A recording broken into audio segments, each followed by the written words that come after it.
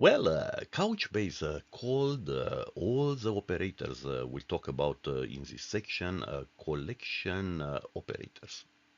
To me, that's not entirely appropriate because all these operators will act actually on arrays, not on collections. And we are still not at the stage where we'll operate on persisted data. And we'll see that actually data will persist in Couchbase on what they call collections. So to me, it's all about filtering array data with SQL++.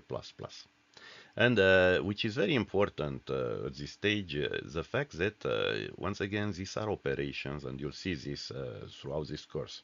You'll have plenty of operations that try to modify to do something with array elements without unpacking the array elements first, without transforming basically the array elements into rows, yeah, into result entries. That's the operation called the flattening or yeah, unnesting.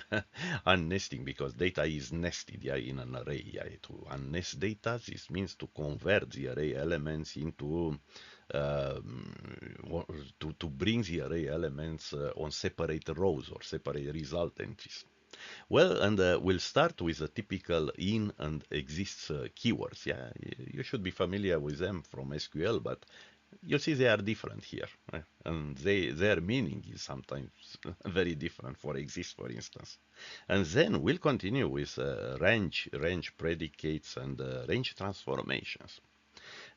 You'll see they are exciting. They are exciting, especially for me, for the range transformations, because I had to deal recently with what they call in Snowflake higher order functions, with inline lambda functions, yeah, for filter and transform.